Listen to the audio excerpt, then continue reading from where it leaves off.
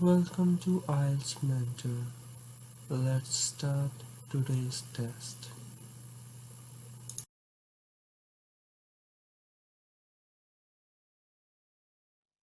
You will see that there is an example which has been done for you. On this occasion only, the conversation relating to this will be played first.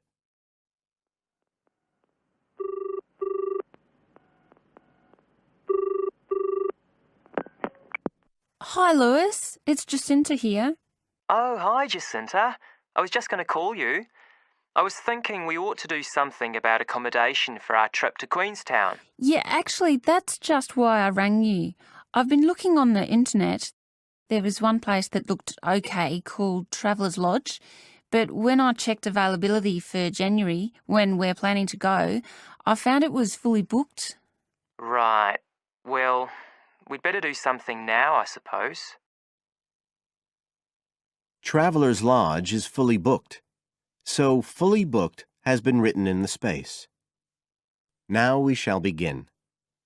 You should answer the questions as you listen, because you will not hear the recording a second time.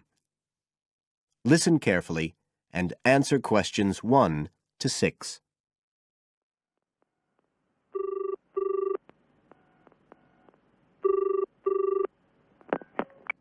Hi, Lewis. It's Jacinta here. Oh, hi, Jacinta. I was just going to call you. I was thinking we ought to do something about accommodation for our trip to Queenstown. Yeah, actually, that's just why I rang you. I've been looking on the internet. There was one place that looked okay called Traveller's Lodge, but when I checked availability for January, when we're planning to go, I found it was fully booked. Right. Well, we'd better do something now, I suppose. I've actually got a list up here on the computer. There's one place called Bingley's that looks possible. It's $1975 a night. That's US dollars. They quote all the prices in US dollars. So that's about 26 or 27 New Zealand dollars. That's okay. That'll be in a dormitory, is it? Yeah, they say 8-bed dorms, and the hostel's right in the town centre, and they've got a cafe. They have theme nights every weekend, whatever that means. Oh, you know, like certain sorts of food and music. And people might wear special clothes like that Egyptian evening we went to last year. Oh, okay. What else? They've got a sun deck area, and then all the usual things, internet access and so on. Sounds good. Was there anywhere else? Yeah, a couple more places. There's one called Chalet Lodge, which is just 18 US dollars. That's for a bed in a 12-bed dorm. They do single and family rooms as well. It looks as if it's a bit out of town. Says it's got an alpine setting, a quiet alpine setting. What do you think? Not sure. Oh, but actually, it's not far out at all. It says 10 minutes walk from town, so... Oh, and it says it's children friendly. I'm not so sure about that. What about the third place? That's called Globetrotters. Let's see. They do private rooms or 5-bed dorms for $18.50. It's in the centre, just by the lake, and that includes breakfast. Didn't the other two? I don't think so. They didn't mention it, so probably not. Oh, and it says something about a free skydive. Wow. Don't know if I'm all that keen on jumping out of aeroplanes. Oh, actually, what it says is you can win a chance to do a skydive. They give one away every day to one of the guests. Well, if I win it, you can do it. Anyway, do they have room? Yeah, I checked the availability. Shall I go ahead and book there then? Fine. You now have some time to look at questions 7 to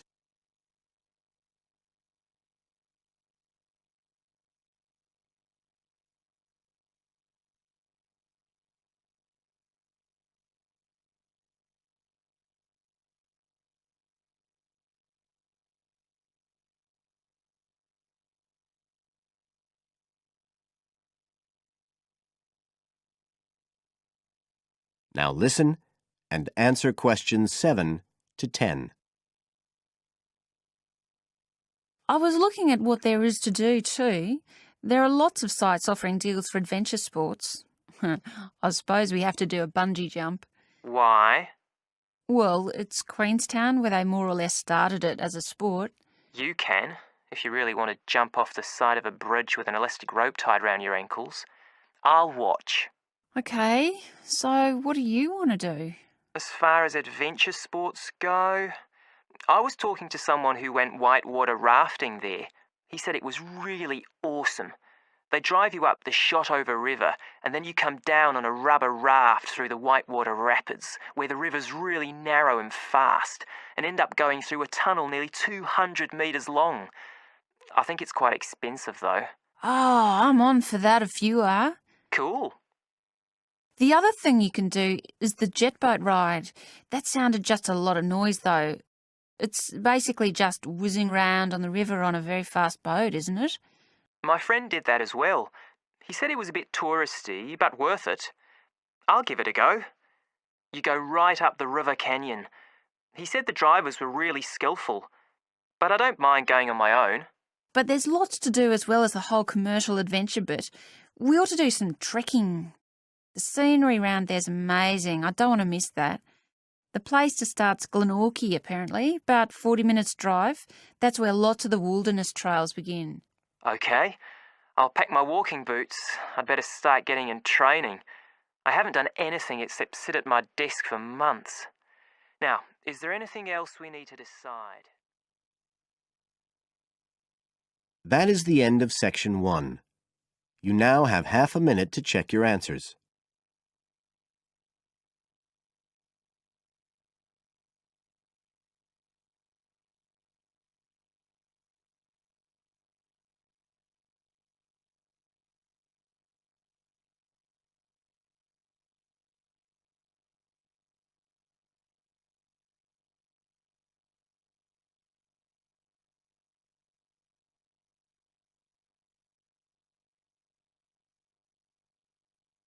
Now turn to Section 2.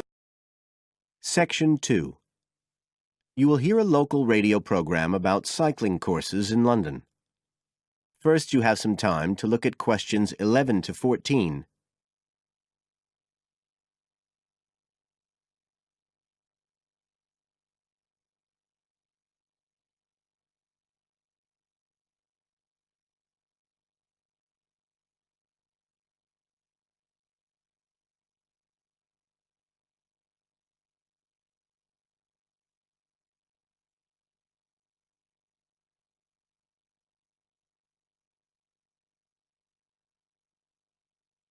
Now listen carefully and answer questions 11 to 14. There's been a great deal of interest lately in encouraging people to use bicycles instead of cars as a means of transport.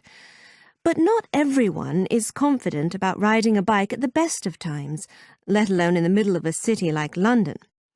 Jack Hayes is a professional trainer who works for a London-based company, City Cyclist, which provides cycle training for the public. What exactly does City Cyclist do, Jack? Well, our basic purpose is to promote cycling as a sustainable form of transport. We believe the best way to promote cycling is to teach people to use their bikes safely and with confidence. In European countries, people all learned from their parents, and they also learned in school. And when I tell them I teach people to ride bikes, they laugh. They think it's crazy. But here in London, it's completely different. You're approaching the point where a whole generation of people have grown up not being allowed by their parents to cycle because it was considered to be getting too dangerous. And so, in turn, they can't teach their children. We believe in realistic training. So if someone wants to use a bike regularly, say to get to work or school, we aim to train them by teaching them to ride on the actual roads they'll use, so they can develop the basic skills they need and build up their confidence that way.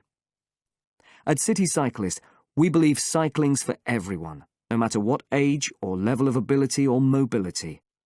We do complete beginners and also advanced courses. That's for urban cyclists who want to deal with things like riding in streets with complicated intersections and things like that.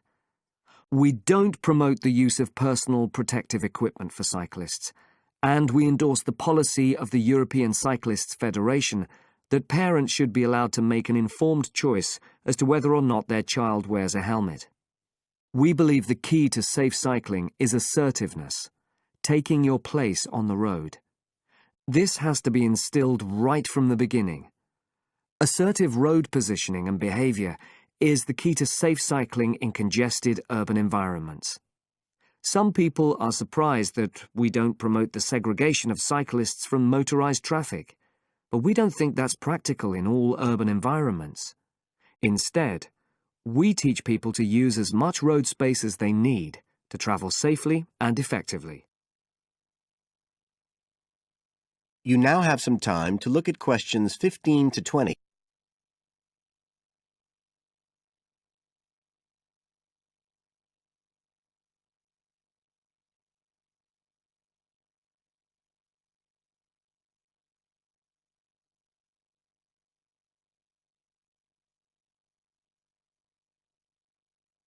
Now listen and answer questions 15 to 20.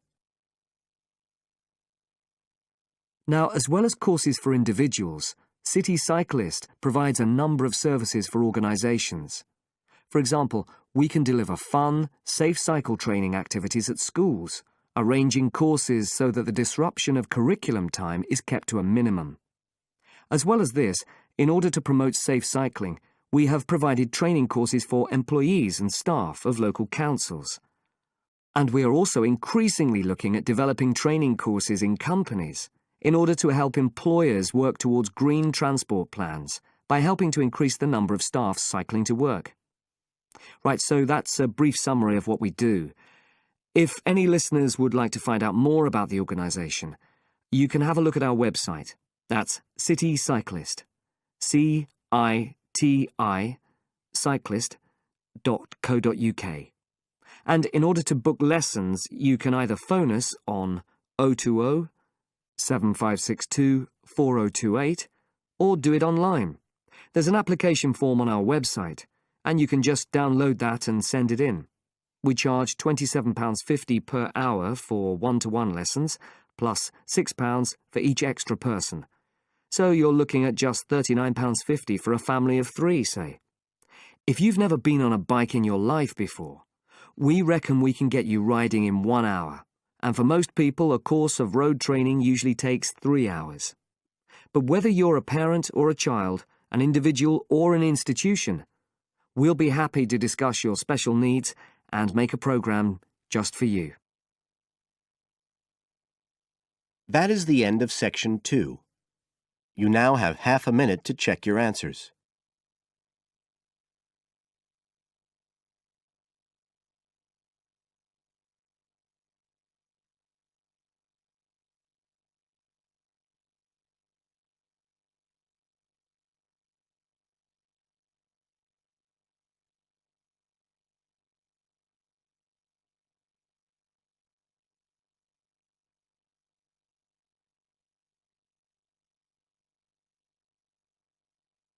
Now turn to Section 3. Section 3. You will hear 2 students, Sharon and Zhao Li, talking to their tutor about a presentation they gave the previous week. First, you have some time to look at questions 21 to 23.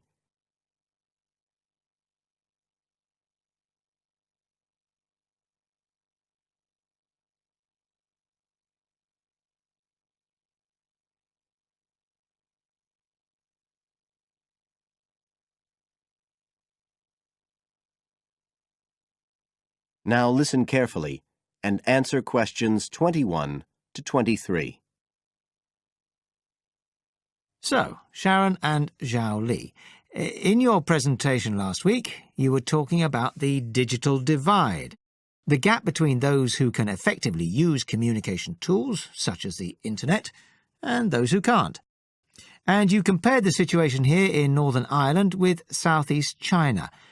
Right, so I asked you to do some self-evaluation, watching the video of your presentation and thinking about the 3 main criteria you're assessed by: content, structure and technique. What do you think was the strongest feature of the presentation when you watched it? Sharon? Well, I was surprised actually because I felt quite nervous. But when I watched the video, it didn't show as much as I expected. So which of the criteria would that come under? Confidence? That's not actually one of the criteria as such. Zhao Li? Technique? It's body language and eye contact, isn't it? Well, I didn't think I looked all that confident, but I think that our technique was generally good, like the way we designed and used the PowerPoint slides. So, you both feel happiest about that side of the presentation? Yeah. OK, now on the negative side, what would you change if you could do it again? Well, at first I'd thought that the introduction was going to be the problem, but actually I think that was okay. We defined our terms and identified key issues. It was more towards the end. The conclusion wasn't too bad, but the problem was the questions. We hadn't really expected there'd be any, so we hadn't thought about them that much. OK, anything else? Well, like Zhao Li says, I thought the conclusion was okay, but when I watched this on the video, I thought the section on solutions seemed rather weak. Can you think why? Well, we explained what people are doing about the digital divide in China and Northern Ireland, but I suppose we didn't really evaluate any of the projects or ideas. It was just a list, and that was what people were asking us about at the end mostly. You now have some time to look at questions 24 to 30.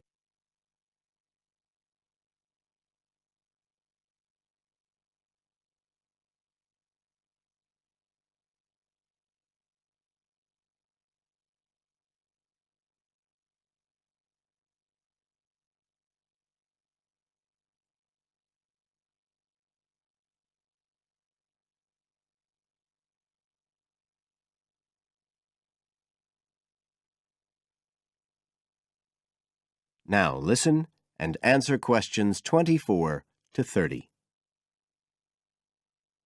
OK. Now, I also asked you to get some peer evaluation from the other students. Yes, well, people said it was interesting, like the fact that in China the internet was used more for shopping than in Northern Ireland. They said sometimes it was a bit hard to understand because we were talking quite fast, but we didn't think so when we watched the video. No, it's a bit different, though, because you know all this information already. If you're hearing it for the first time, you need more time to process it. That's why signposting the structure and organisation of the talk is important. That seemed okay. No one mentioned that as a problem. Some people said that we could have had more on the slides, like some of the other groups had nearly everything they said written up on the visuals as well. But other people said the slides were good. They had just the key points. Yes. And most people said we had quite good eye contact and body language. They all pointed out we'd overrun. They all said we were 5 minutes over. But we timed it afterwards on the video, and it was only 3 minutes. We were a bit unsure about the background reading at first, but I think we did as much as we could in the time. Anyway, no one commented on that under content. But one thing that did come out was that they liked the fact we'd done research on both Northern Ireland and China. Most other people had just based their research on one country. We managed to get quite a lot of data from the internet, although we had to do our own analysis, and we did our own surveys as well in both countries. So the class gave us best feedback for content, but it was all okay. Right. Well, that's quite similar to the feedback I'm giving you. I was very impressed by the amount of work you'd done and by your research methodology. So, actually, I'm giving you full marks for content. 5. The structure of the presentation was good, but not quite as good as the content. So, I gave that 4. And the same for technique. So, well done. Thank you. Now, the next stage is to write up your report. So, just a few pointers for you here. First of all, in your presentation, I think your ending was rather abrupt. You suddenly just stopped talking. It wasn't a big problem, but think about your closing sentences in your report. You want to round it off well. One thing I forgot to mention earlier was that I felt a very strong point was that after you'd given your results, you explained their limitations. The fact that we didn't have a very reliable sample in terms of age in China. Yes, that section. So don't forget to include that. And you had some excellent charts and diagrams, but maybe you could flesh out the literature review a bit. I can give you some ideas for that later on if you want. OK, is there anything else you want to ask? No, thank you. Thanks. That is the end of Section 3. You now have half a minute to check your answers.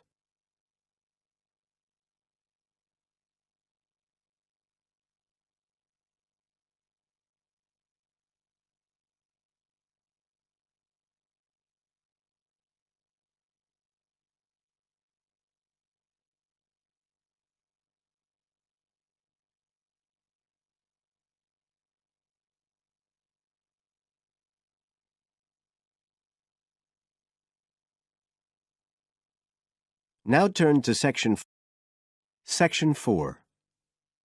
You will hear a student giving a presentation about some ways of dealing with the problems of urbanization and city growth. First, you have some time to look at questions 31 to 40.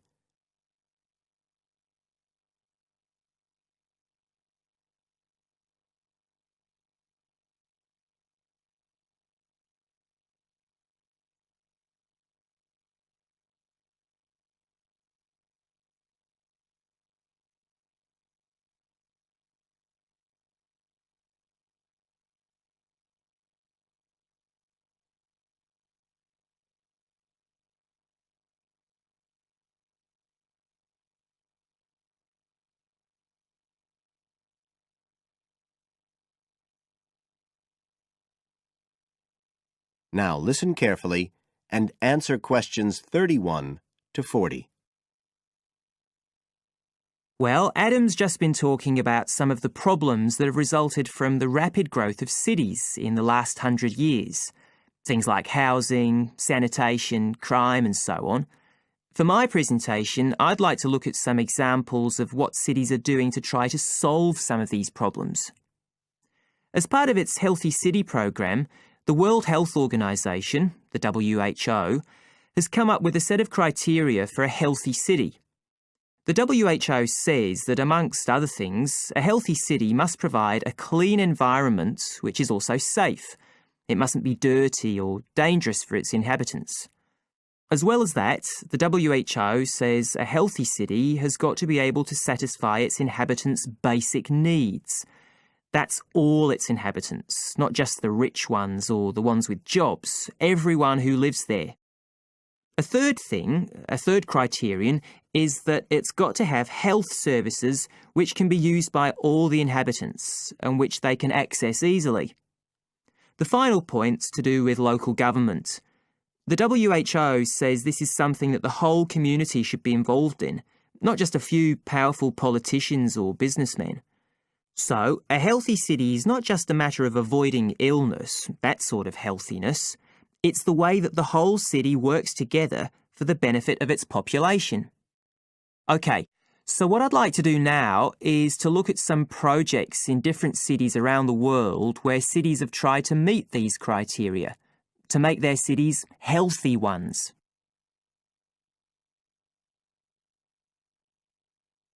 Right. The first project I'm going to discuss took place in Sri Lanka, and this project was called the Community Contract System. Its aim was to improve the places where the poorest section of the population lived, the squatter settlements. Basically, the problem was lack of infrastructure, things like drains, paths, wells for water and so on. So, a program was set in place to construct this infrastructure. But what was different about it was that the residents did this, the people who actually lived there, not people from outside. And this meant that not only did the people end up with improved housing and infrastructure, but also, because they had contracts with the community, it improved their chances from an economic point of view. So that's the way the lives of people in one urban environment were improved. The next project I'd like to discuss took place in the capital city of Mali in West Africa. This project involved setting up a cooperative to try to solve the problems of sanitation in the old central quarters of the city. One of the main problems was a lack of a system for garbage collection, which meant that there were a lot of insects, and this was causing disease. And again, it's interesting to look at who was involved in dealing with this problem. In this case, the cooperative involved students who had graduated from secondary school in getting a system going. As well as that, the cooperative set up a campaign to educate the public about the importance of good sanitation through showing films and setting up discussion groups among the local people, especially women and adolescents. And the outcome was an increased environmental awareness, which led to changes in household behaviour, as well as improved living conditions. OK, the third project was in Egypt, just outside the capital, Cairo, which is a city that's grown very rapidly in the last few decades. This project was based in a women's centre in a poor area called Makatim. The aim of the project was to support girls, young women from the area from poor families. So these were women who had no education. They'd never been to school, so they were totally illiterate, and they had no chance of getting jobs. At the women's centre, they were shown how to sew and how to weave, and once they'd learned these skills, they were given the equipment, a sewing machine or a loom, so that they could make things to sell and have a chance of earning their own living. And this project has meant that these young women have greater status in the community, but as well as that, they can enjoy a better quality of life. So I don't think the problem is that cities are bad. This world and its cities have the resources to provide for the population that lives there. What it takes is a stronger will and a better distribution of resources. That is the end of Section 4. You now have half a minute to check your answers.